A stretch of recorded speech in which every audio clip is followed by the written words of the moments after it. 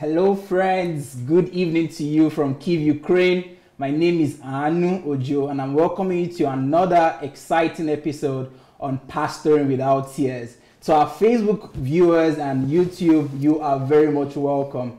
As you join us, I'd like to encourage you to please go ahead and share the link. Share.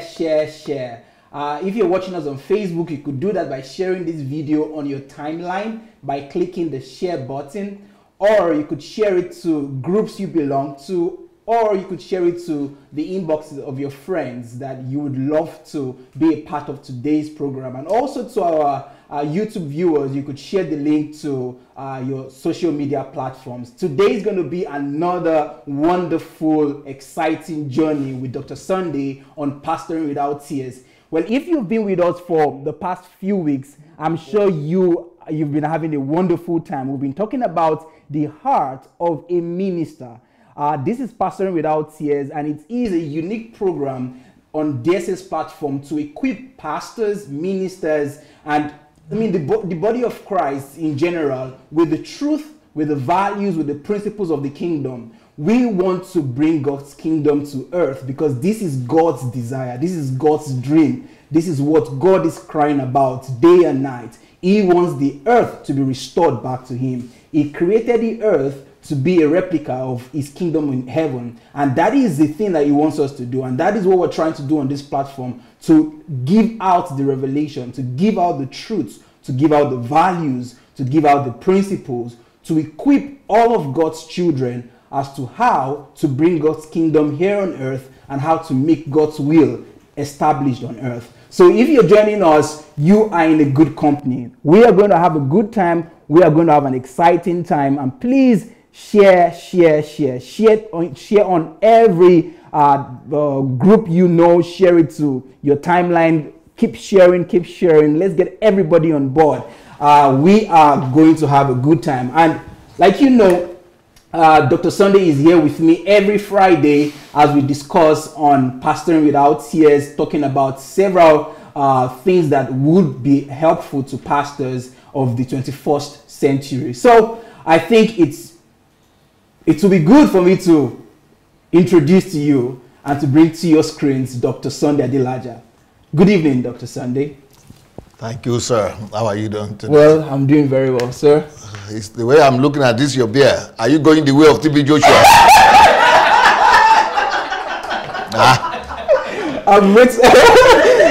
You have some admiration for TB Joshua anointing.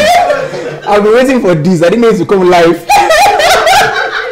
Should I invite the evangelist to come and do some signs and wonders and cast some miracles and cast some demons out like this?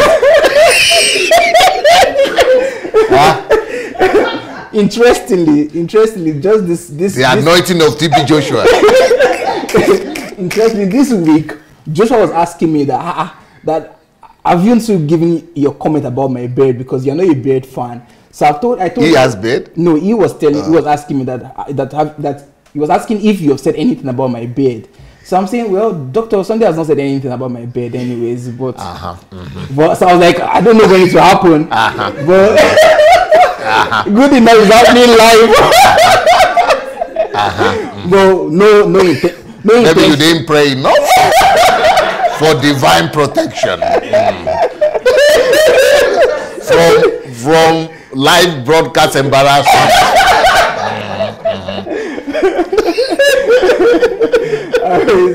Well, guys, I'm sure you guys can hear some laughter at the background. We already have delegates from different parts of the world for the HMT program. Well, HMT is starting next week Monday already. So just 3 days more to HMT, and we have people here. They are already enjoying Ukraine, and I'm sure that many of you are desirous to join us. Well, if you have the opportunity to come here without visa, you can still come. But for those who don't have visa, well, I guess you have to start planning for the January. Or join us by live, bro. Or join us live.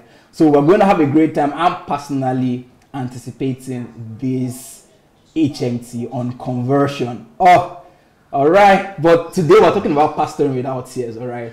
But also, since you have said that our visitors are already here, yeah, I want to announce that tomorrow we're canceling the program for tomorrow.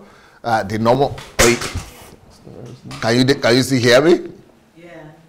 You can hear. That's why I dropped down there.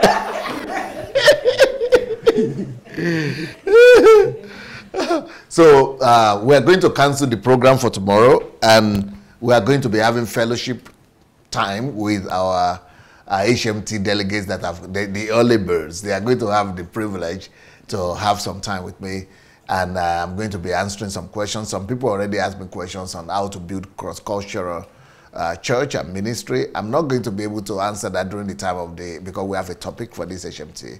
So I'm going to use this opportunity of them coming earlier to answer some of those questions that, how to make money, how to do, cross-cultural ministry and things like that. I'm going to try tomorrow to have a good time with our people so that we could really fellowship. Great. That would be 7 p.m. program, right? Yeah, I think we'll go from 7. We might even cancel the evening program as well. We might go from 7 maybe till maybe 11 or till 10. Till 10. Yeah, so that I could give them as much as fantastic. possible. So we could just relate and fellowship. Right? Great. Well, amazing. That's one of the benefits of being early, right? Yeah. You get your questions answered. All right. So, guys, you're welcome. This is Pastoring Without Tears. If you're just joining us, please go ahead and share this link to your online platforms. We are having another interesting topic today. Last week was amazing, but even this week will be more amazing. I'm sure Dr. Sunday himself is looking forward to whatever package. To the package I have. Surprise package you have, yes. Yeah, so today, I'm sure you can see on your screens, I'm not sure, but I think they will show you that today we're going to talk about the heart of a minister, but moral courage. Moral courage. Well, for the past few weeks, I've been thinking about these subjects we've been talking about, the heart of a minister. And it reminds me of one of many wisdoms that Jesus shared with his disciples and with people who were around with him when he was talking about why it is not what gets into a man that defiles the man, but what comes out of that person. And trying to lay emphasis on the importance of the inner content of a person, on what is in you, what is in your heart. And being a psychiatrist in training also, I've come to understand how important the mind is, the heart is. Now I understand when the Bible says, as a man thinks in his heart, so is he. Yeah, because if you meet psychiatric patients and you see them, you discover that their thoughts are messed up, and that's the reason why their life is like that. But with this subject on the heart of a minister, why I'm so particular about it is that I want us to talk about what really matters, what Jesus really emphasized on many times, about the inner content, the heart, the value system that is in. Before we start talking about other questions about how to build the mega church, how to raise 1 million people, and all those technical things. Yeah, mm-hmm. I think technicalities would be advantageous and beneficial for the kingdom when our heart is set right. Beautiful. And that's the reason why we are talking about the heart of a minister, and particularly moral courage today. DSA, moral courage is not a strange word to me, but maybe it's a strange word to me. Definitely not. Yeah, well, I was about to say that I got to understand it when I listened to one of your teachings when you were having the daily word and you talked about moral courage. And then over time, studying your life, I've seen that you've epitomized what it means to have moral courage. So today I'm going to be asking you certain questions as regards moral courage, which would be useful not just for pastors, but would be useful for people generally, for the body of Christ. I want to start with a video for this program.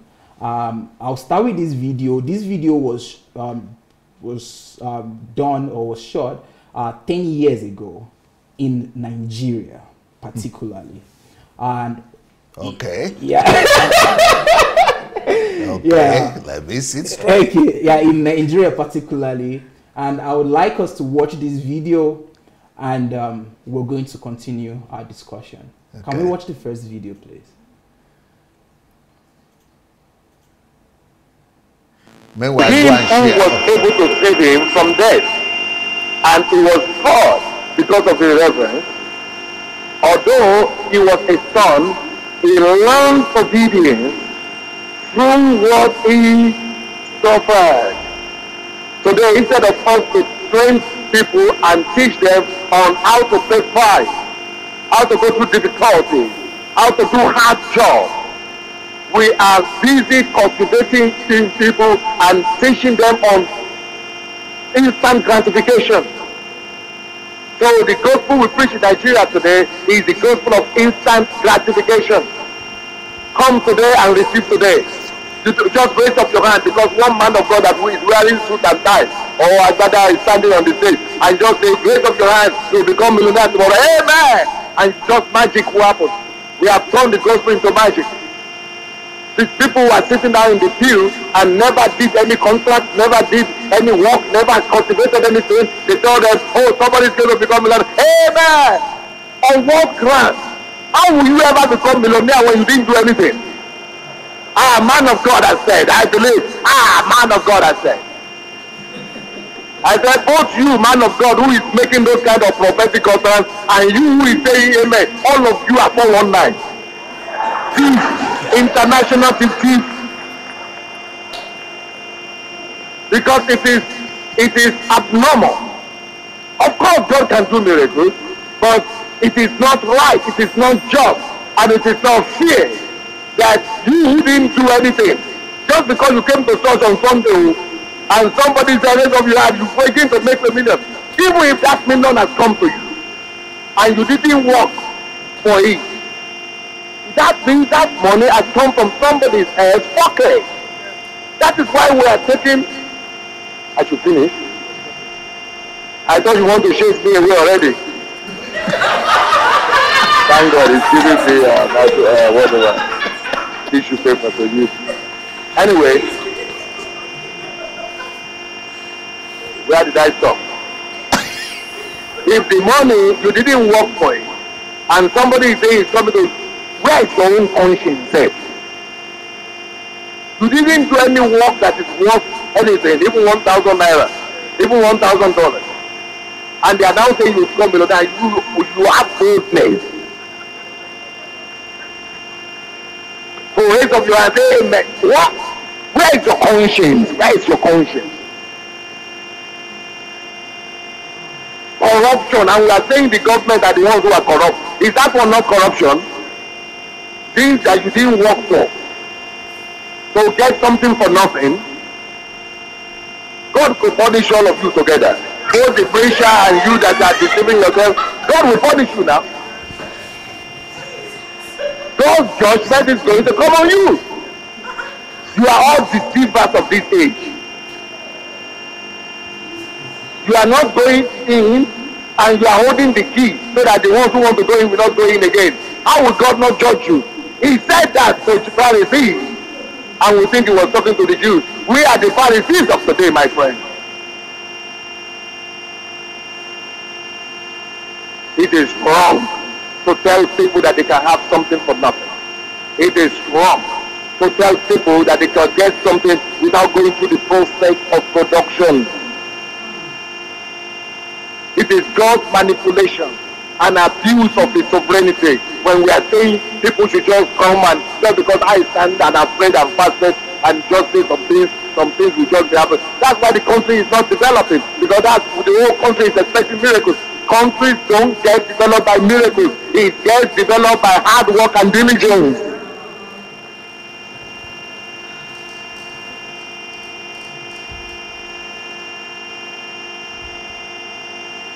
See, that's why I didn't want to talk today. I wanted to talk to pastors because this is not children's food.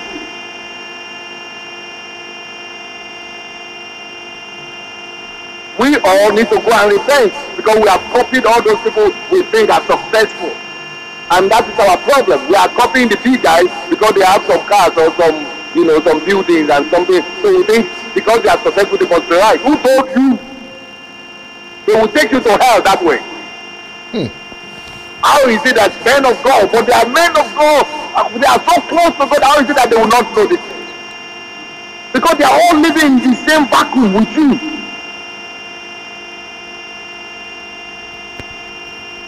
They were faithful to their own calling, what God has called them to. Their own generation was to deliver the country out of the Egypt. Besides, I want to have done it. But don't keep on doing what they're doing. Your own generation is to build the country now.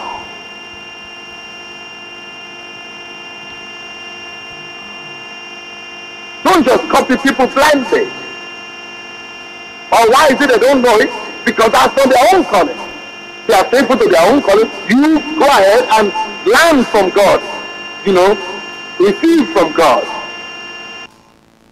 All the places are empty because yesterday I started the day before, so all the big guys disappeared the second day. Yes. Wow. In their own church. So for people saying that I've lost it, maybe I've lost it a long time ago. Wow. This was 10 years ago. Yeah, in Nigeria. One of the things that I personally admire. It's in Winners Chapel. Yeah, in Winners Chapel. So this was in Winners Chapel, and Pastor Sunday, he was just saying it here that the seats were empty because in front. Yeah, in front because the big shots they ran away because they said that they would not sit down there while I'm insulting them. Yeah.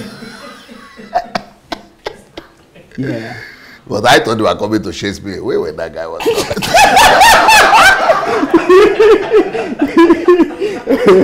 All right, let me talk to our audience, please. If you have a question as we go on today's discussion, feel free to write the question on the comment section by typing letter Q and asking your question. All right, type letter Q and ask your question. And if you want to call into the studio, you can. So just write us, go to Facebook Messenger. All right, on your Facebook Messenger, search for Move Agents, and then write us on Move Agents there that you would like to call in to have a conversation with Dr. Sunday, or to ask a question, or to join in the discussion. All right, so write us and then we're going to call you. Okay, so Dr. Sunday, this video, I brought it out because I could see moral courage in what you were doing there. Okay. And just a background before I ask my question, it is that there are many atrocities that have been going on in the African church or in the Nigerian church, but no one has been able to speak about it. It's as though everybody has been gagged. No one can talk. Even the ones that claims to be the fathers of the land and fathers of faith, they are not talking. They are not talking. So the fathers of faith that are saying, okay, let's say they are doing things right, all right. But the people that you call your sons, that you publicize that this is my son in the faith, and he's doing rubbish, he's doing nonsense, but they can't talk to these people, or they can't. I mean, they can't call them to order. So, like, the leaders that should be speaking and putting things in order are gagged. Now, even worse off is for members and people who are there. There are many people that I have heard say, since you started talking against these atrocities, many people always say, "Oh, Dr. Sunday, 5 years ago, God revealed to me that the things in the church are wrong." Some people will say, "Oh, 10 years ago, I had a revelation." Some other people will say, "I've always known in my heart that this thing is wrong. But for 10 years, they kept quiet. They couldn't speak. For those that wanted to speak, they were gagged into silence. They didn't have the moral courage to stand for what they believe. Some people already knew that things were wrong, but they couldn't speak out because they lacked this moral courage. And you, through your live show, especially the one on the plague of silence, you just brought deliverance to people, giving them the boldness, the courage to speak for what they believe and for what they stand for. So my question to you first is, on the subject of moral courage,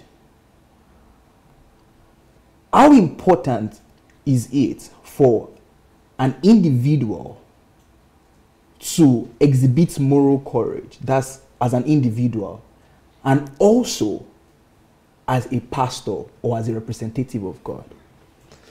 Of course, the importance is undeniable. It's very important for especially leaders, people who call themselves leaders, to be able to stand for what is right. Because if you cannot stand for something, then you will fall for everything. So you must be able to stand for what is right. And it is because it's not easy. That's why it is called moral courage. You need moral courage to be able to stand against the authority. You need moral courage to be able to stand against what is wrong. You need moral courage to be able to overcome yourself. Moral courage is something that is not possible for everybody. For you to be able to exercise moral courage, you've got to be dead. Only dead men can walk in moral courage, especially when you are in their territory. like what you were doing. Yeah, especially when you're in their pulpit. And but you see, the advantage of social media world age that we're living in right now is that even though I was saying that 10 years ago, even 15 years ago, they were hearing me, but the only people who were hearing me were the people who were present at that particular time in that particular place. Yeah. So, you know, they couldn't quite feel the impact. But by the time you listen further to that message, you will see that I was also prophesying, or I was just saying that one day it will be on television. So, you know, we'll put it on television. It will be everywhere. It's not just going to be, you know, hidden what people are doing. I didn't know social media was going to come. And that's exactly what has happened. So we have not put it on social television, but it's, you know, the same thing I'm saying, it's going to hit the public. So even that time when I was saying that, you know, Pastor Adeboye, Pastor was still receiving me in his house. Pastor Oyedepo, even though I was saying that in the church, he was still receiving me in his house, because to them I was the epitome of ultimate success in ministry. That's what, these are the kind of thing they dream about.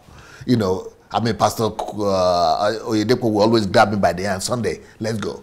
5 o'clock, he will call me when we go and minister together in America with Pastor. I've not talked about this so much, but when we go and minister in America with Pastor Oyedepo, he will call me 5 o'clock in the morning in the hotel room. I say, come and see, come to my room. We'll sit down and just be chatting and talking. You know, those are the kind of relationship we had. So, because they were always proud of success.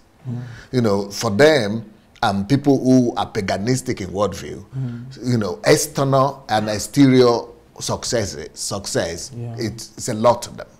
You know, so they brag about it. So even though I was saying those things, they could still tolerate me, no problem. He's our biggest star, so no problem, no problem. Sunday, they will be saying, Sunday you are thoughtful, Sunday you are bold. So they themselves will be telling me, Sunday you remind us of there is a man they call Pa Elton. Yeah, you are just like Pa Elton. This is the way. Did you know him? No, I never knew him. They say you are just like him. It's like his anointing has come upon you. They were telling me that. So those days they were not angry. But what made them angry is that their members all over the world have been exposed to the truth. They don't want to lose the grip. So if it is still just in a room, they will know that they will still come back next Sunday. And then brainwash the people. And dilute everything and finish the message. But because of the platform that I'm now using to say it, you know, they know that their time is over. So moral courage is only possible for someone that is dead. You know, before I could go to that kind of place to talk like this, I have died 1,000 deaths. You know, the same thing I do. If you, I don't know if you, some of you saw my program in UN, United Nations. You need to go and watch that, the way I preach in the United Nations to heads of states and government people. This almost the same kind of audacity. But before then, you must have died 1,000 deaths. I make sure that I die, I bury myself, not one time, not two times, before I'm able to go out to do what I'm doing. Wow. You don't just go and say you just want to say something else, because you can say it, but it's not even as important as to say it as to be sure that heaven will back you up. So my own concern is not just the boldness to say, but the assurance that heaven will be behind me. Wow. That is what is even more important. So that's why, you know, I would have done my solitude, not just now, but I've done solitude around that time for about 10 years nonstop. And so I've soaked myself in God to the extent that I don't even feel I'm doing anything courageous. I'm just doing my own thing. But it is to other people, they might, you know, see it as being courageous, but I've paid the price. I've paid my dues. And then I have the proofs on the ground. Yeah, but you don't just have to have the proof, but most important thing is that you need to make sure that you are right with God, that heaven is backing you up. Wow. I mean, if I hear you clearly, I could, because I was going to ask you to give us the principles, or if there are stages, or if there are some important points in the process of building this moral courage. And I like the fact that you've started already, and you highlighted two major things that for anyone, because I want to question you first on what you said earlier, that it is impossible for everybody to have this.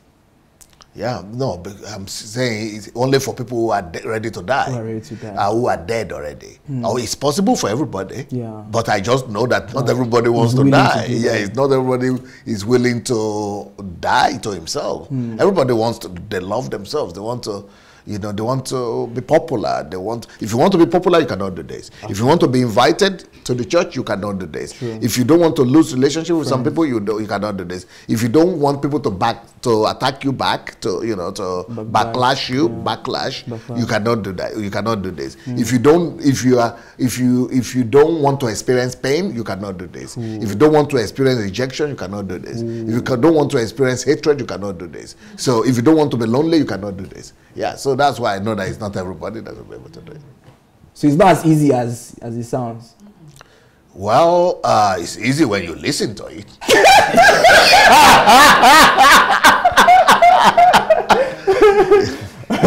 Because all these things that you listed, you cannot do this if you don't want this. All of those things.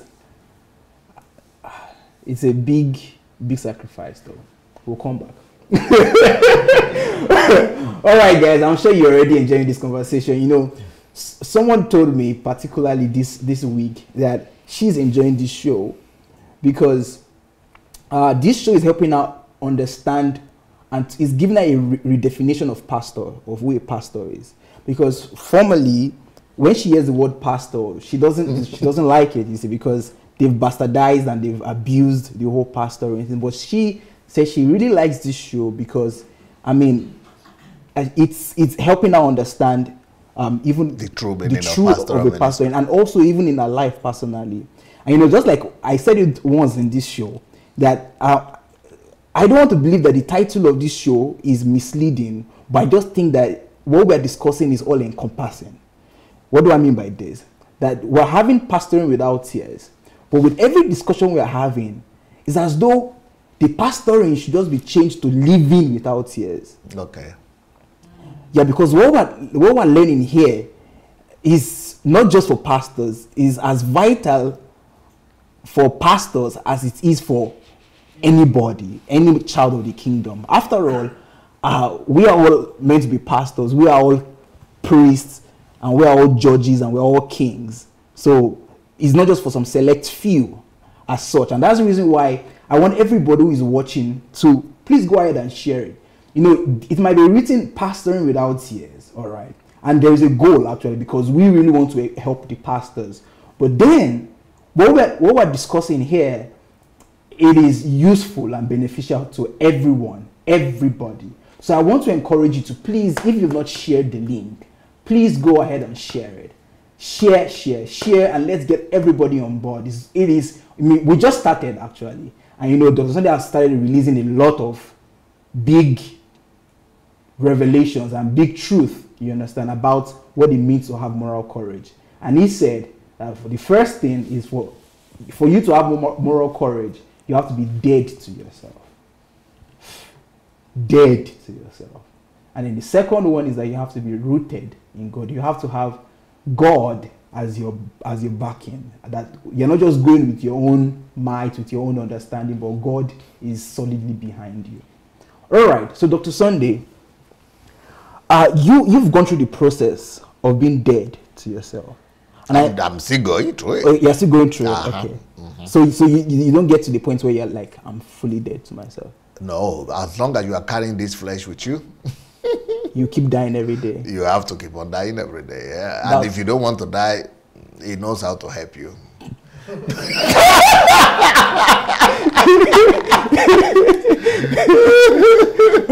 Okay, so Dr. Sunday, I would like you to can you walk us through the process that at least that you've had so far?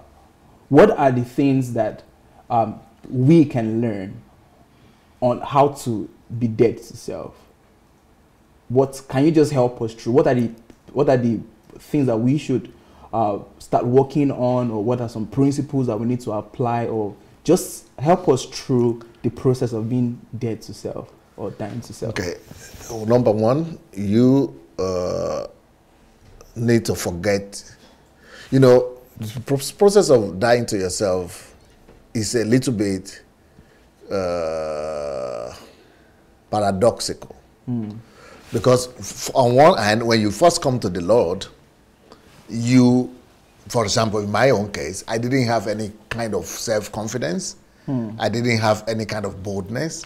I was intimidated. I grew up in a village of 40 houses where I never spoke English when I was growing up.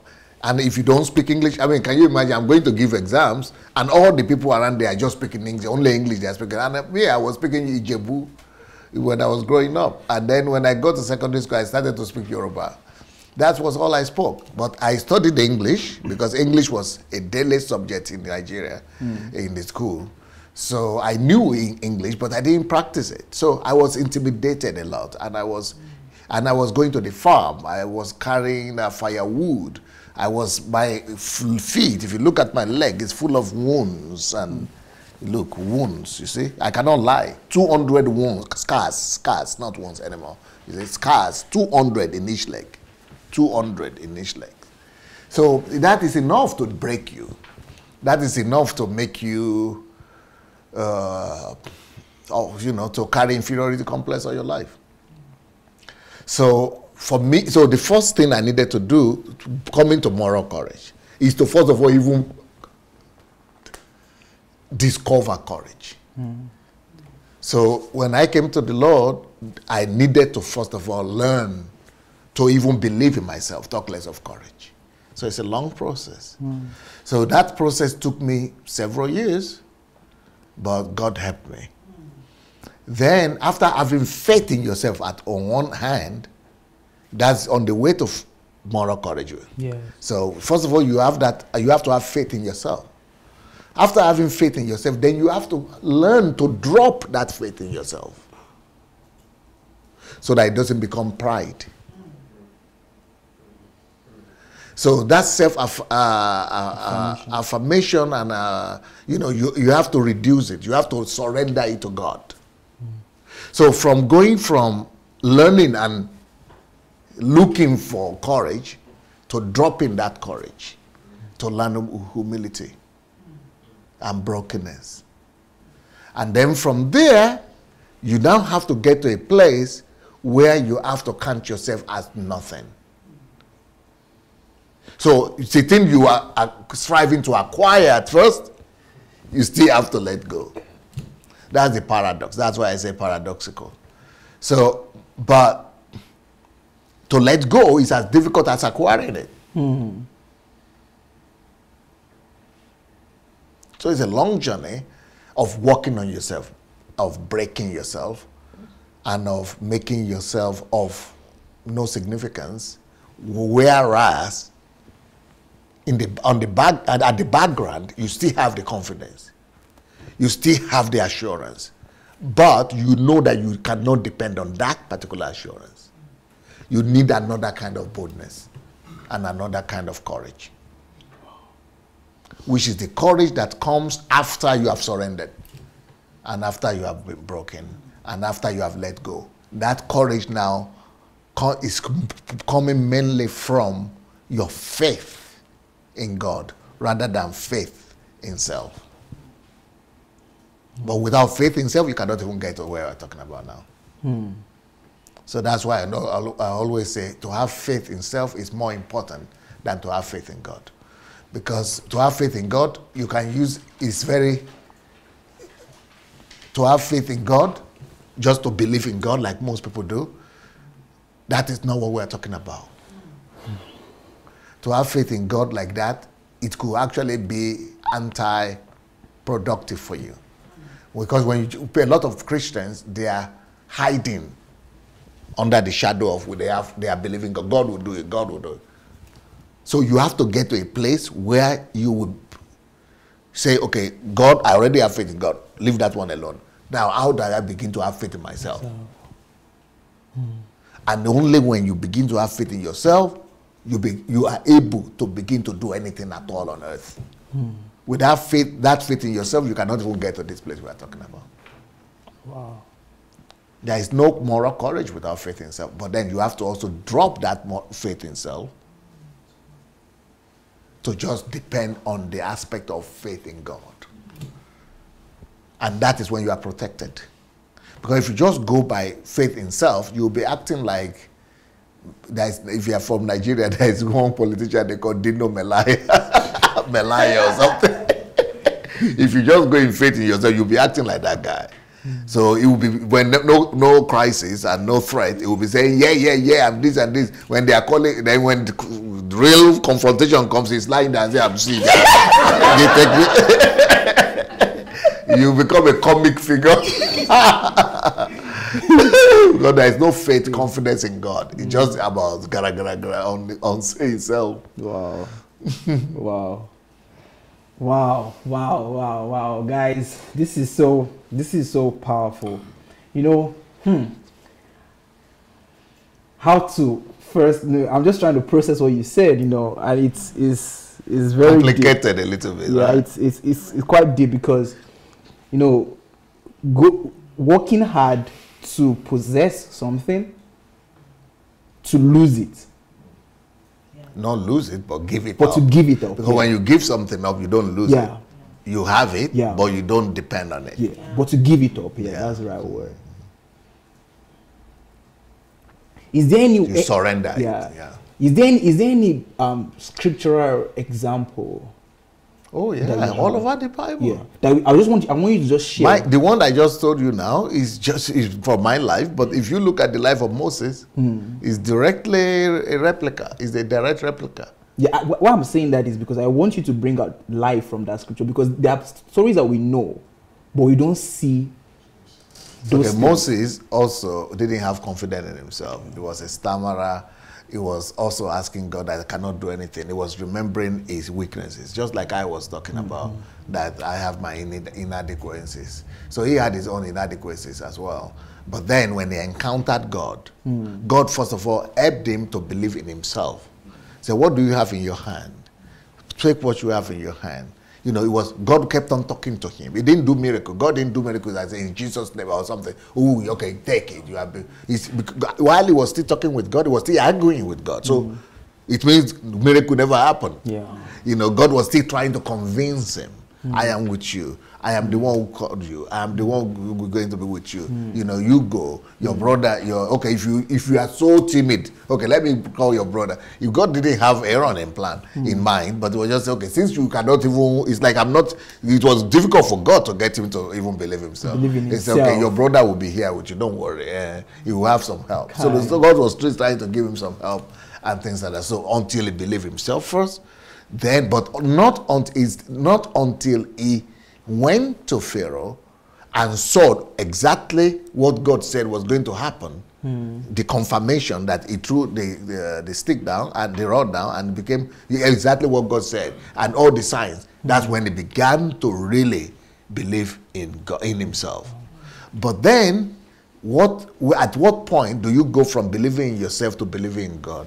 You see that even though God, he did the miracle, and everything happened as God said, those gave him the confidence to believe in God. But on the other hand, the Pharaoh would not let the people go. He failed. And then the people of Israel started coming, the elders started coming to him and saying, well, you took us out, you went to that man to demand for our release, and the task has increased. The labor that we are being given has increased. And our life is even more difficult. So we are now saying, please, don't go for us or something. So at that point, he is now losing faith again. He has to now surrender. He thought he had the wig, what do you call it, wank, the magic wand. Yeah, magic wand. Yeah, magic wand. But he discovered that he's not more having the magic wand because it's not working. Even though he saw, so he needed that initial level of miracle, supernatural, to build faith in self-confidence. But at that point, when he now knew that, yes, I have the power, I have. Then the result it's the opposite. That's when you really know that this is why I did God, though. So the Bible now recorded that he went back to God because it was now a point to give up. That self-confidence, that affirmation that he had, that faith that he had, he thought he had. He said, I'm helpless. So that's why men of God come to a place like Elijah also. He said, I'm not better than my fathers. But before then, he was the one calling down the fire and destroying all the prophets of Baal. And but at the point, he had to surrender. I thought I was good.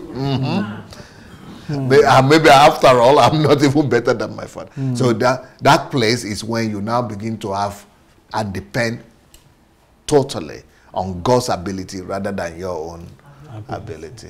Wow. This is powerful. Wow. Well, guys, I'm hosting the show, I'm in charge. So I shouldn't lose it quite early. Let me not lose it. All right. So guys, I'm sure you guys are having a wonderful. You're blown away as I am here. So please don't forget to share the video. Please share. I'm sure what your ears are hearing right now. Blessed are your ears for hearing these things. And I don't want it to just stop with you. I want you. Let us just get this out. Let's get it out. The world needs to hear these things. People need to hear it. I don't know, but we need to get this word out. Because what we're talking about, I'm sure you might not have even heard it for 5 years, 10 years, 20 years of you being a Christian. Then you ask yourself, then what have I been? And I go to church every Sunday. So what am I hearing? Oh, Jesus was born of a Virgin Mary. And he was born in Jerusalem. But messages like this, we hardly hear them. And it just makes me feel like what Jesus was saying at some point, that, hey, for you to listen to what I'm teaching you, you are blessed. Blessed are your ears for hearing this thing. And I want this message to go out. I desire it for the churches in Nigeria, for pastors, believers, everybody to get this message. So we can begin to fulfill God's mandate for our lives. For us to bring the kingdom here on earth. And to make his will established. So please, guys, I'm begging and I'm imploring that you go ahead and share. Spread it out. Let's start practicing moral courage, all right? So if you're afraid that some people would be scared of you posting it on your wall, or your friend will say, oh, you're following DSA, let's start practicing it, all right? So share it. They might backlash, they might abuse you. Let's start practicing it with this. All right. There's another video I want us to watch now, and we're going to continue the discussion. It's the second video that I love this video because it always gives me goosebumps. It's like I'm scared. Like I could just see huge authority. I could see God's authority. It reminds me of the experience of Jesus when after he was preaching in the book of Matthew and it was done and people said, what manner of man is this? It teaches with so much authority, not like the scribes teach. And people could see the authority. They could see that this guy is not just talking, but he's coming from somewhere. And he's teaching with authority. That's exactly how I feel when I watch this video. Join us. Watch it with me. Video. Второй видео включите. If America falls, Громче нам. leading country in the world, what country comes? Не, это там у вас надо делать. Это там, не здесь. What would they bring? Bondage? Это вот нам надо делать. Because every country follows the leading nation. And is it India? No, the That's video why was not. we must wake up and begin to ring the bell and sound the alarm. But the way church Это is вам done надо in там America, что-то сделать. I'm sorry to say, people don't realize it. Now, I am a pastor of a mega church. But when I come here, people are making a big deal about the fact that I am on television. Can you try to make? I have 10, 20,000 people coming to my church. I don't care how many people you've got following you.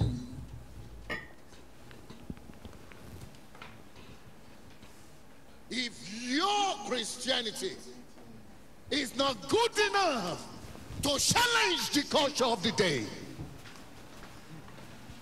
if your mega church is not directing the focus of the nation, if you are not bringing redemption to the nation, woe unto you. Now listen now. While we are busy building our polished and posh churches, our young men, African Americans, they say 50%, 55% in prison. 75% of women are raising single mothers, no children, no fathers. 75%. 50% in prison. They die young, poor. You think that is only African American problem? It is a value thing. It's going to become a national problem soon. White, Hispanics, and it's going to get to everybody very soon. Because it's not because they are black where they have that problem. You know why? It's because of the value system they follow. They go to church, but we have not changed the value system of the country. You must realize that nations are great not because of their budgets. Nations are great not because of their raw materials. Nations are great because of the wealth of their virtues. Because of the wealth of their virtues. Nations that are rich in values and virtues become great in generations. But nations that are poor in values and virtues, that is what killed the great empires of the past. And here in America, it used to be that the value system and the moral fabric of this country used to come from the family and from the pulpit and from the godly educational system. But do you know where the moral, the virtues of America is now coming from? It's no longer coming from the church. It's now coming from Hollywood, from the media. Hey, the lower culture is now the predominant culture in our, and we don't see it. When the moral industry and the moral fabric of the society is fast collapsing, we are in trouble. When America, the godly countries, you have more abortions even than Russia right now. That is a problem. The first country in abortion in the world. The first country in the world for homicide. The first country in the world for crime, school, children shooting in school.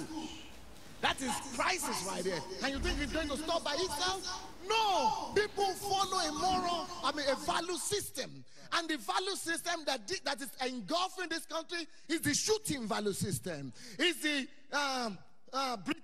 Britney Spears or something value system. Hey, put on the TV, you'll be hearing what Britney Spears is doing. These are the value system that are engulfing. Where is the church? We are busy building our mega churches. And we think because we have these mega churches that things are good. And all these mega churches, most of them, the only thing you hear them talk about is how to rake in more money and how to do more offering. The house is burning and you are celebrating. You're supposed to be shouting and screaming and running for your life. But because most of our people are in it, we don't realize how urgent the need is. And you know what? The only way this could be redeemed is the church. And the church is not doing good. Because we have some good mega churches, we think we are doing good. We are not. Let me tell you something. We have 3,000 ministers leaving the ministry in America every month. Every month. Not every year, every month. 3,000 ministers. In this country, you have, oh my God, the same abortion rate, divorce rate in the church as in the world. You think we are doing well? The same people in the church, they are behaving just the same way people in the world. Because the value system of the world has engulfed this country. What we need to do is that nations are great, not because of our economy, but because of the value of our virtues, because of the wealth of our virtues. Until we restore that, where do values and virtues come from? They come from the pulpit of the land. But the way we are doing our church today is about how bigger, to be richer. It's not value focused.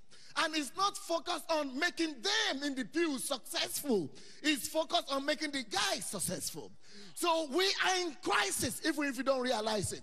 That's why a shift is needed. And that's why this message is so urgent. And that's why I'm going to scream as much as I could. And so that God of heaven will testify that I have tried and attempted to pass something across.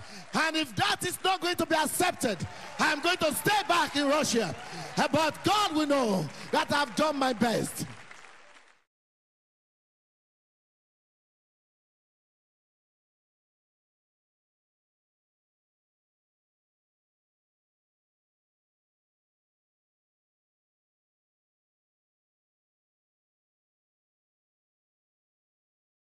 Pulpit. This is America. Yep. Yeah, this is America. I mean, I just... Now I understand why you call this program Moral Courage. Yeah. Moral courage. You need to have something more than the ordinary to be able to do that. Challenge. And I can really see what you said, that you have to be dead to yourself and you must have God's backing. Am I heard? Am I heard? Okay, good. That you need God's backing and you need to be dead to yourself. Because I can imagine you going to America, to their church, with 2 white men standing by your side. Oh, you think they are just white men? They are not just white men standing. One of them that is standing in the red, black suit and red tie, that is Stephen Strang. You know who Stephen Strang is? Strang Communications. Charisma. You have heard of Charisma? Yeah, that is the owner now. Wow. Charisma magazine. Magazines, yeah. That is the owner of Charisma, just like TBN. Yeah, that is the owner. And the other person standing beside him, have you heard of Campus Crusade before? Yeah. Bill Bright. Yeah. That is the person that succeeded Bill Bright. So these were not small boys. is the president of Pastors Network. Wow. 350,000 churches in America. Almost 500,000 churches. And there you are. 10 years ago. Yes. And this was also 10. Yeah, and this also said this that this was also 10 11, years. yeah, or 2007. 2007. No, 2008. Yeah, eight, yeah. 10 years ago. 10 years ago. Mm-hmm. The same year that you were in Nigeria. Yes. Wow. I flew from there to Nigeria. Wow. Moral courage. You know, let me give this to our viewers. If you want to call into the studio and you want to join this conversation, you can. All right, just write us on Facebook Messenger Move Agents and call into and write us that you want to call in, and we would call you into the studio. And also, if you have a question to Dr. Sunday as regards what we're talking about, you can write it on the comment section on YouTube and on Facebook. We have our team that would help in getting the questions, and I'll be able to ask Dr. Sunday those questions. But I want to go and I want to ask another question now, Dr. Sunday, as regards moral courage. In your opinion,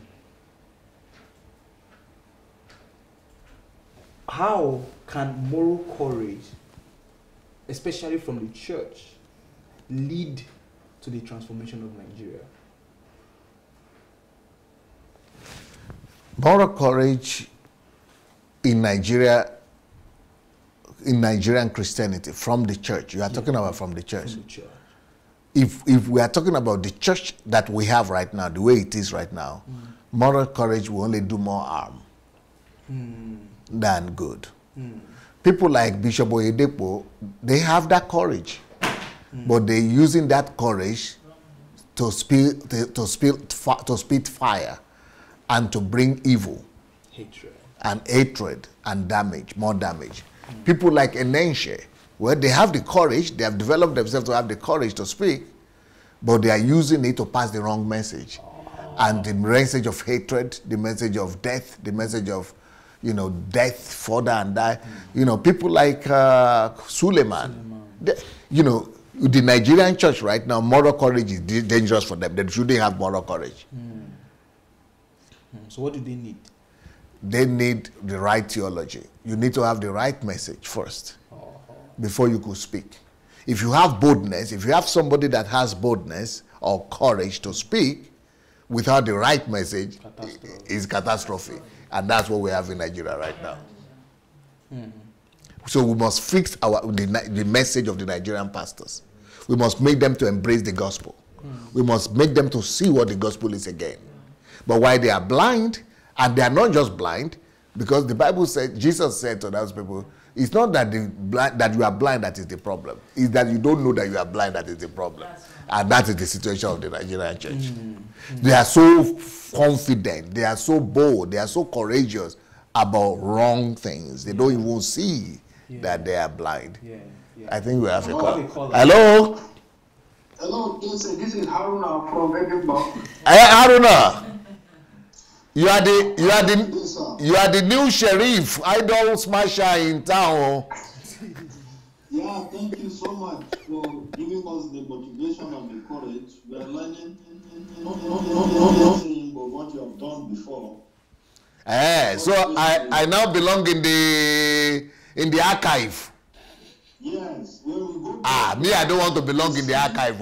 History. No. I said when we go back to your archives, to you is archive, to us is your archive, but you are still on. Because most of these videos Anu is showing, I've watched them in the archives. But the remark I want to make today is I couldn't make the connection, even when you are saying this. I know a lot of these pastors, they cannot make the connection until you are able to show these videos. Okay. So that is the challenge. You see them, I'm one of those crowds you are seeing there.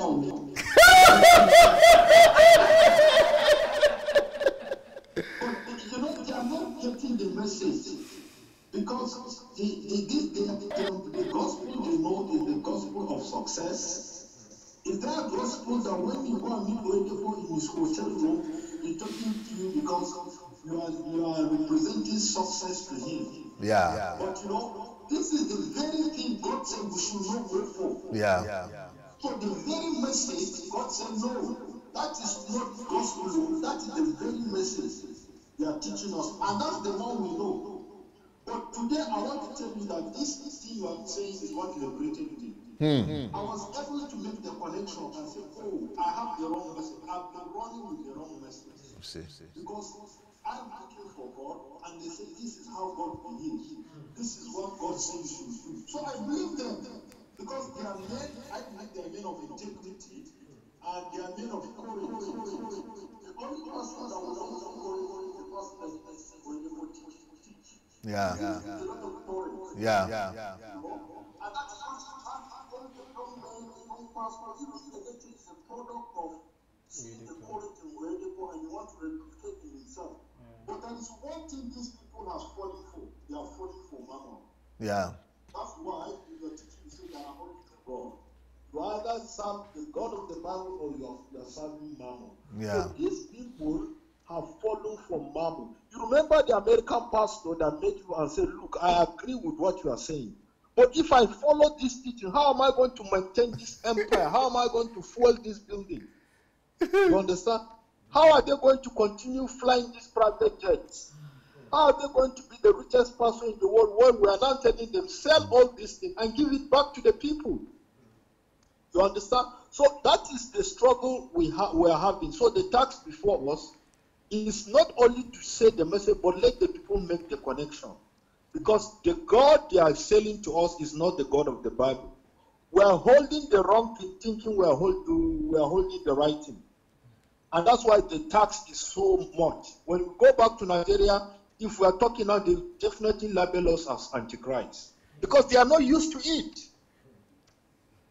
So I believe that today's teaching is what liberated me. I was able to make the connection. And that's why we should be patient with them. I believe God has taken you through this journey. You understand people that don't make the connection.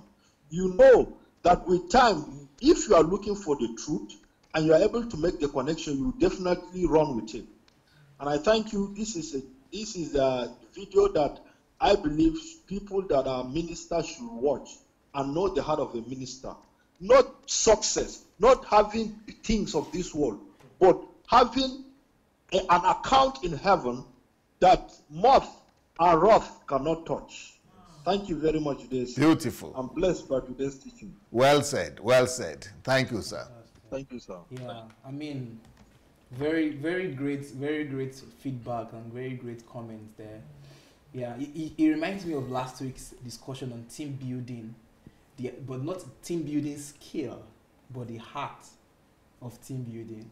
And I remember we discussed last week and we said team building is like a tool, but when your heart is wrong, you use people, but you don't develop people.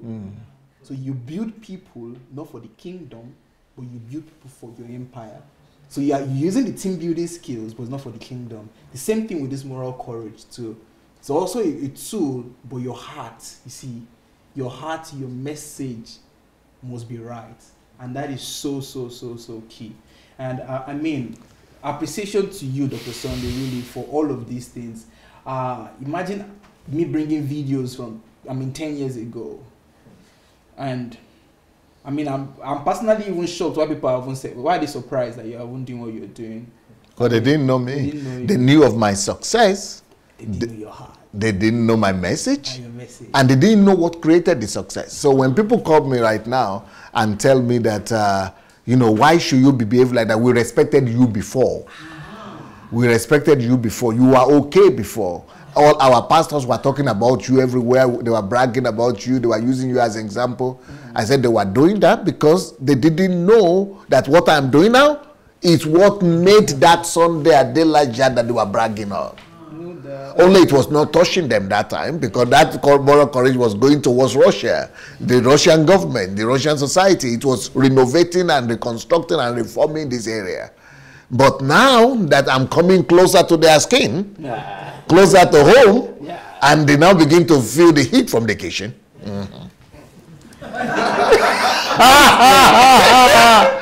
All of a sudden, I became bad. I used to be good when it was not close to them, but my message has not changed. As you have shown me talking 10 years ago in Nigeria, you have shown me talking 10 years ago in America, my message has not changed.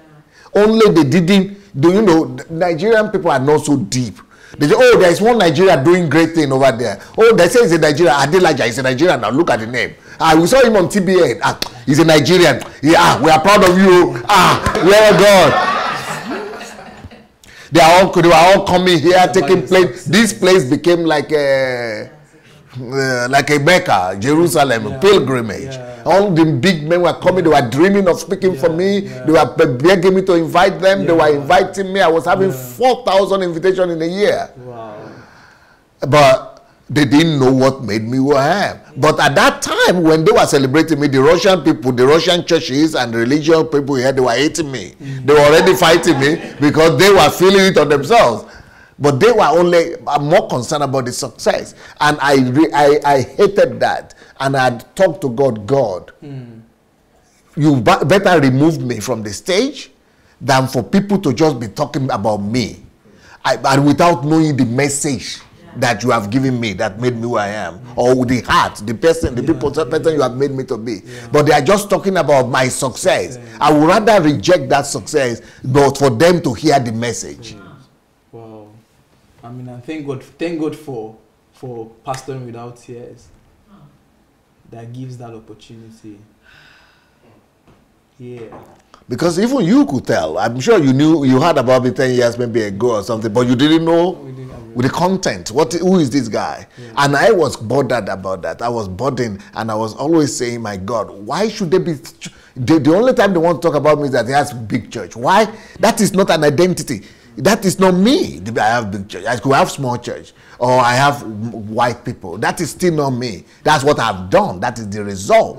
But that is not me. And I wanted them to get to know what made me who I am. What makes me tick. What made me tick. And what made, what is the message? What God has taught me. Yeah. If you don't get to know what God has taught me, I don't even care if you know that I am this and that. You don't even need to know that. Yeah. You need to know the content. And I discovered that people were not interested in the content or in what made him who he is and something. So that's why I am, very happy right now. I'm a happy man that God gave us social media, and I could use that to go into everybody's house and now unveil this mysterious son that Elijah. But when they saw the mysterious son that Elijah coming out for who he really is, they didn't like what they saw.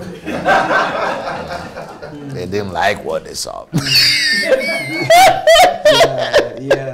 And people who used to like me, they come up with different stories. He has lost his, he's an antichrist now. He's been chased away from his church. He's no more the pastor. He's been excommunicated. All kind of stories just begin to fly.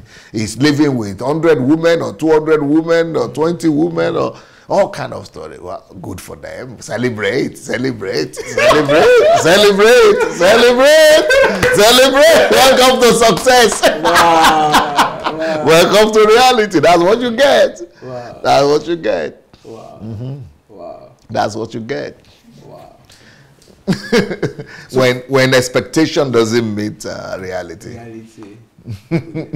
Well, to further prove what Dr. Sunday is saying about people not knowing what he has been doing, there's a video I have for you guys of Dr. Sunday not challenging geos, not challenging just, but in this video, he was challenging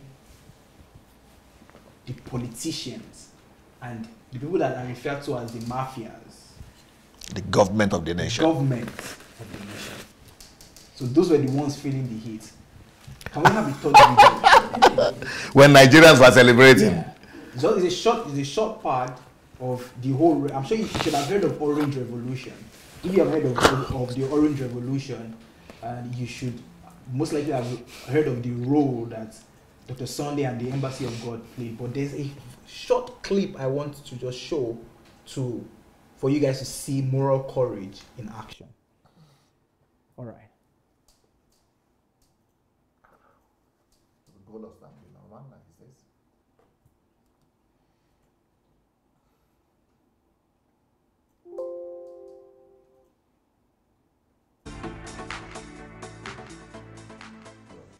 For the first time, I took, as the advance guard, the full responsibility for the revival. This time, I decided by myself, and God has allowed me to do this, to declare to the country. If you won't keep your words, the people will teach you to do it. Last this has happened. Not even a year has passed since the embassy of God took to the streets to defend its rights. And now all the people have come to the street, not only to teach the officials to keep their word, but also to remind them of who has the real authority.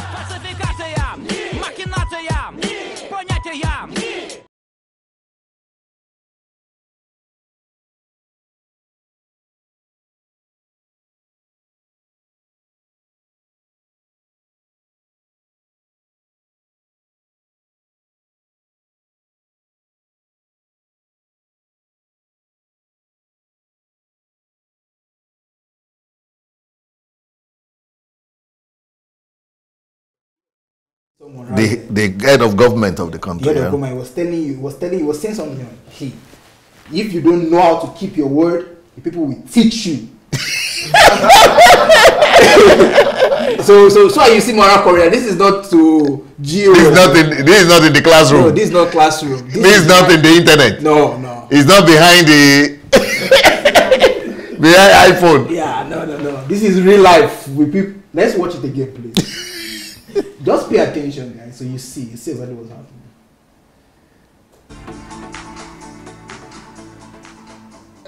For the first time, I took, as the advance guard,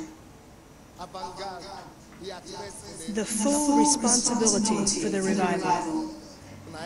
This time, I decided by myself, and God has allowed me to do this, to declare to the country. If you won't keep your words, the people will teach you to do it.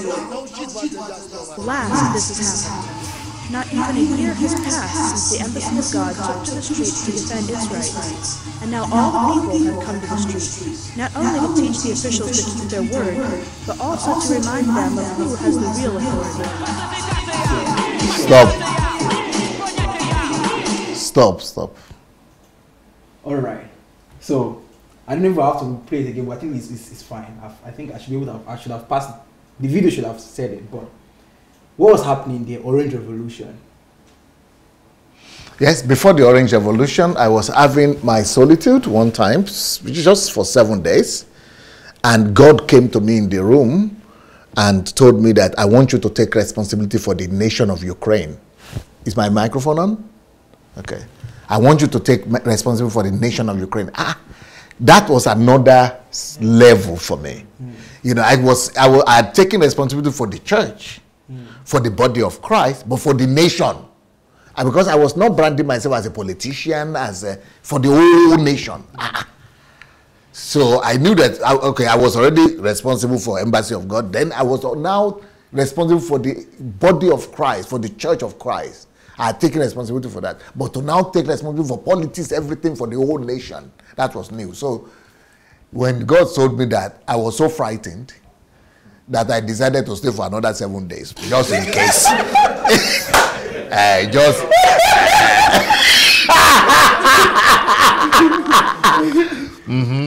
Just to... But to my church members, I was the hero. They would not know that Son of Man had experienced his own fear. But I needed to kill that fear in the presence of God. I needed to bury it because I know that this was communism. This is not today. This was, years back. And normal practice that you don't mess up with communism. Yeah. You don't mess up with communists. They bring out the tank and they will suppress everybody. They will finish you or send you to Siberia, send you to jail. So you don't mess up with system like this. It's not democracy. So that's why I needed to say, this one, God, even though I had you, but for my own assurance. But that upper week was more serious. No water, nothing. I said, this other week, this one, I needed to really make sure that it is you. So every day, God was coming to confirm that I needed to do it. Because what he was telling me, so I said, what should I do to do it? So first of all, I knew, I got the whole scenario. I would declare it in the church, do it at the time of our conference. So we had 25,000 people in the hall, I declared it to them. Then I said, tomorrow we are going to confront it. We paralyzed the whole country. I took 25,000 people out of the street. They occupied the whole place. Then the government had to come, because I didn't know at that time that the Prime Minister of Turkey was visiting. And the central street were all occupied. They couldn't pass. And with the president, they were trying to pass. They couldn't pass.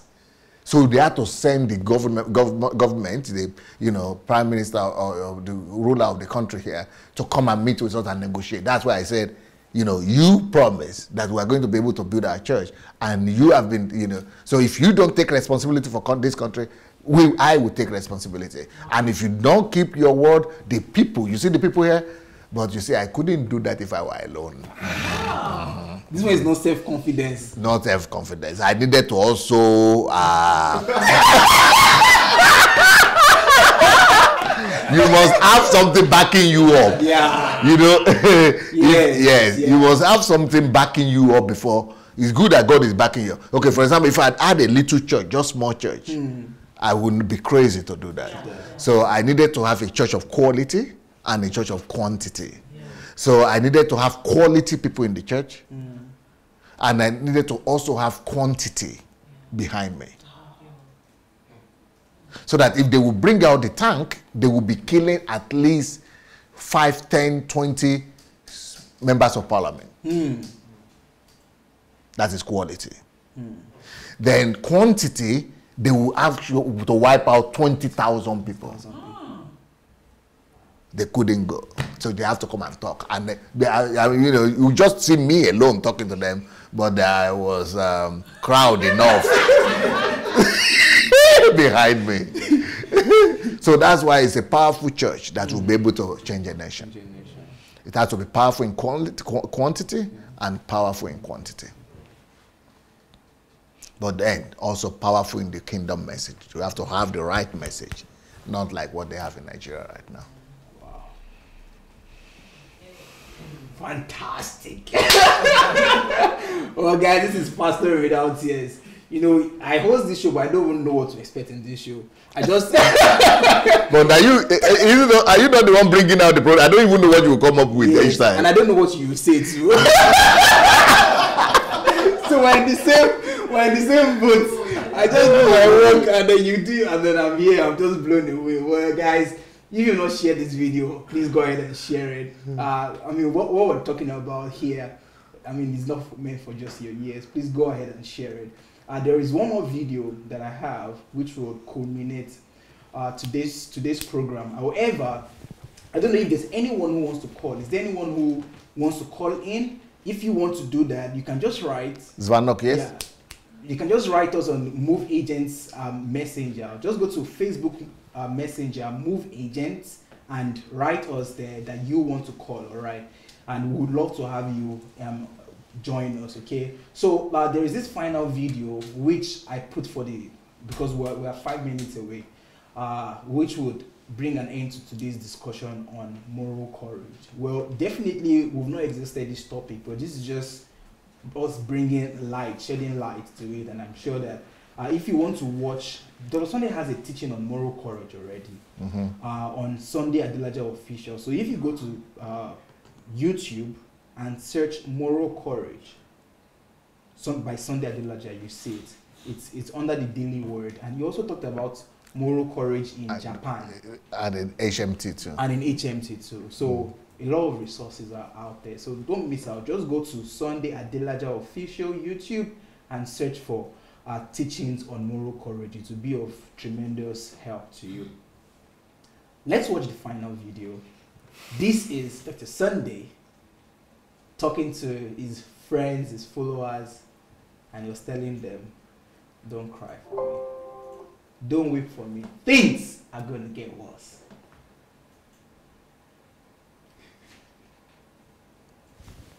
Hello, everybody. Sunday Adelaja here. Grumsha. And it's an appeal. Grumsha. Is this? Friends. So those people that regard Sunday Adelaja as a friend, or that used to regard Sunday Adelaja as a friend. Now, I think none of you have ever come across an address like this, especially to friends. Why am I doing this?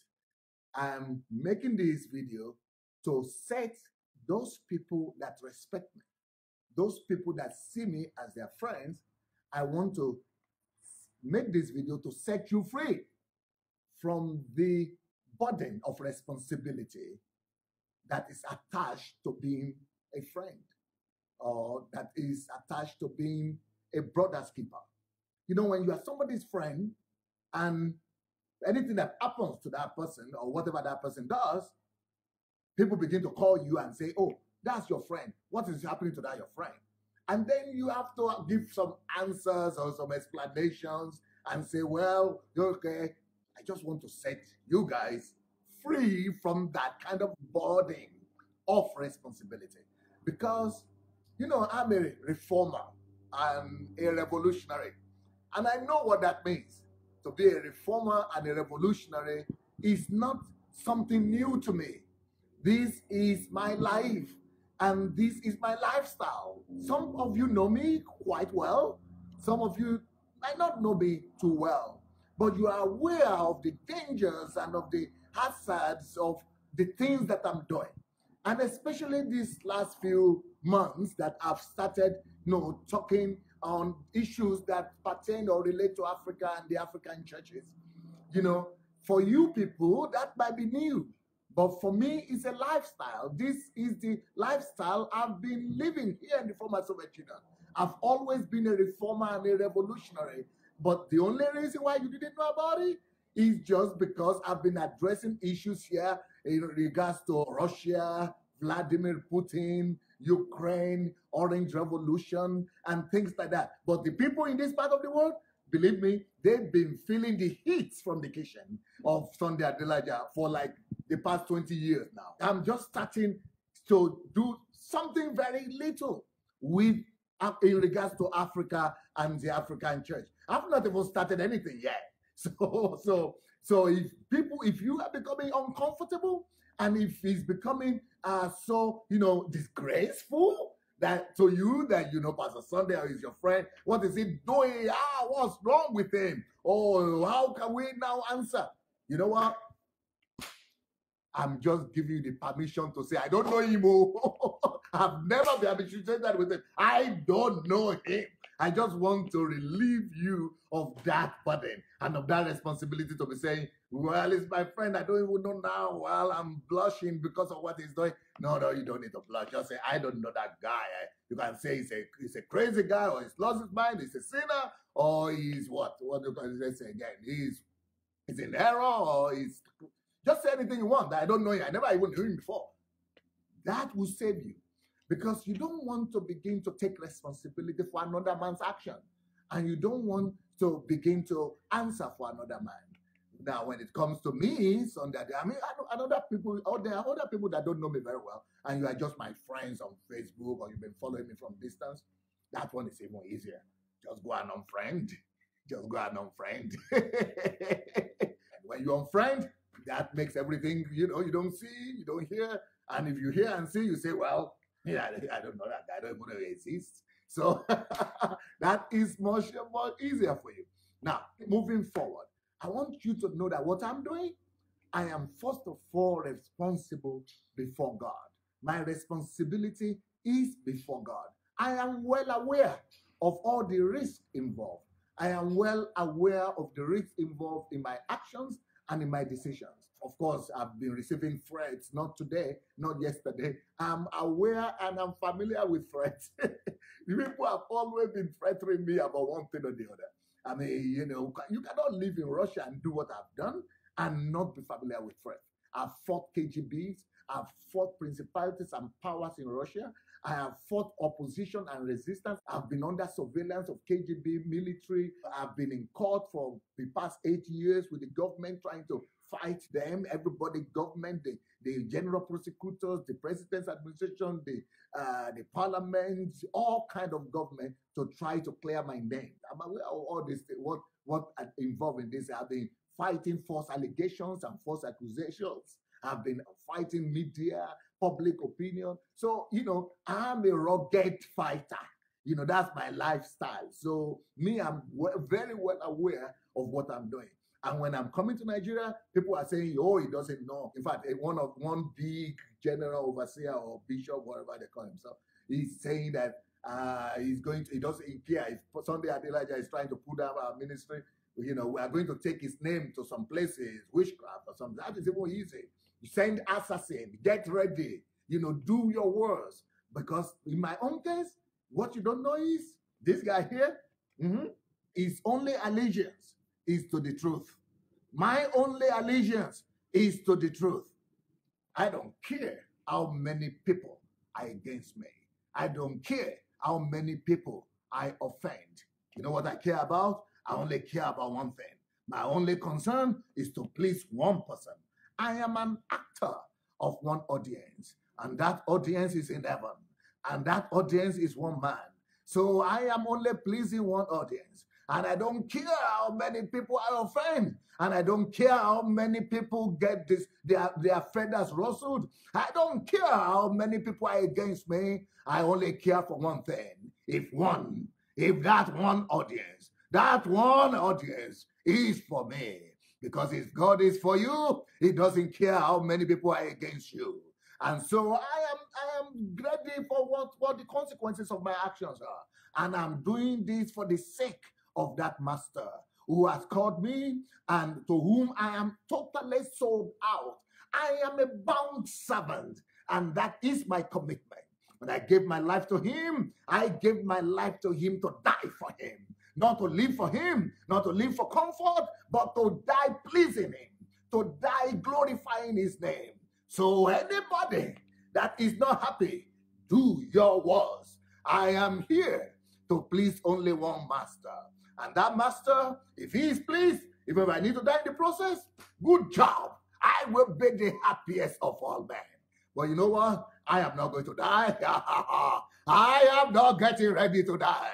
I am not going to die because I am going to fulfill my task. I am going to fulfill God's purpose, God's will, God's demand upon my life. I am going to do everything he wants me to do. And the process, a lot of people are going to get angry. And a lot of people are not going to like it. Well, I'm used to that. I am used to that. All right? In fact, the reason why you know Pastor Sunday today is only because I've always been like this. You think you would have heard of Pastor Sunday in Russia? You know how many people are in Russia? You never heard of anybody.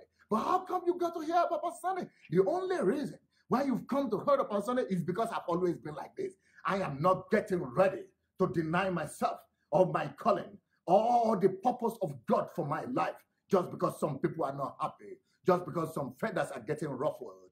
And the reason why you got to know who I am in the first place is not because of the churches, it's not because of the large number of people following me, it's not because I've been, in fact, the only reason I've been able to build that kind of church and the only reason I've been able to have the success that I have is because I am who I am, pleasing God at any cost. So, I'm not going to change. It's going to get worse. I am going to be more daring for my Father. I am going to be more daring for the truth. Because one on the side of truth is a majority. One man on the side of truth is a majority. Because God is truth.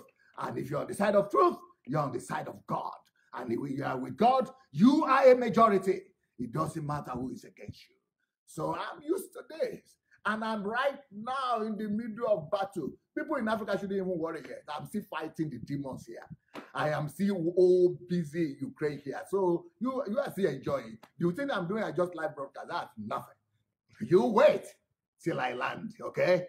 By the grace of God. Then you really move closer to the kitchen and the fire of that kitchen. What is happening right now? It's just some flavors. Just some flavors, okay? The real thing is still ahead. But to my friends, I want to say to you, well, in the words of Sir Isaac Newton, Plato is my friend. Socrates is my friend. But my greatest friend is the truth.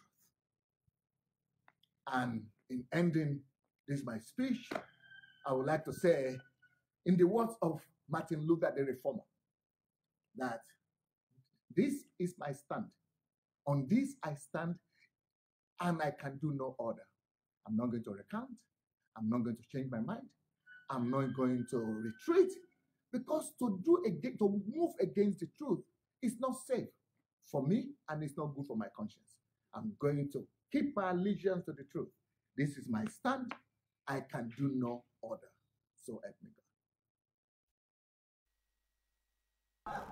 Oof, oof, oof. You know, when I was planning for this program, I just said, when I play this video, I won't say anything again. I'll just say, Dr. Sunday, just give us the final words so that so we can go and watch this video again and again. Over to you, Dr. Sunday. Well, I know that this video will live forever. When I'm no more here, it's going to be there. But that's going to be in 10 years, in 50 years' time, in 100 years' time, in 200 years' time, in 300 years' time. If Christ tarries, people are still going to be watching this video and all the other ones you have done, and they are going to be wishing to know personally that man. Yeah. Just like we are wishing today to have known Paul, Peter, Jesus in the flesh. Mm-hmm. But then on the other hand, here I am watching that same material and then sitting among contemporaries who are still able to know and touch in the flesh. Not in 200 years' time, in 100 years' time. Is it off? Ooh. Why you just notice now? Ashiwote ni zamenti lashto atkushin now. Okay, so I have to start all over again. I'd put it off. Okay, I know this video is going to live and outlive me. I know this video is going to be shown in 100 years' time, in 50 years' time, when I'm no longer going to be here. But the good thing is, the future generation will know that there were men that walked on this earth. Jesus had challenged all of us and said, would there be, when he comes back, would there still be faith on the earth? Well, I believe, and I want to believe, that long after I'm gone, these my actions of faith will will continue to vindicate and justify me and my life, and will keep on inspiring and instilling faith and the spirit of faith in flesh and blood, so that ordinary men will know that ordinary person like them, flesh and blood like them, deprived even people like them, poor person like them, could dare to stand for what is right, and dare to believe God, and dare to change a nation, so that they too would have the inspiration and the confidence and the moral courage to stand for what is right in their generation. I'm going to be gone. I'm going to elapse. I'm going to die sooner or later. But my works and my faith will keep on living. That's why Paul said, that look at the people who have gone before you, who have taught you, and emulate their faith, learn from their faith.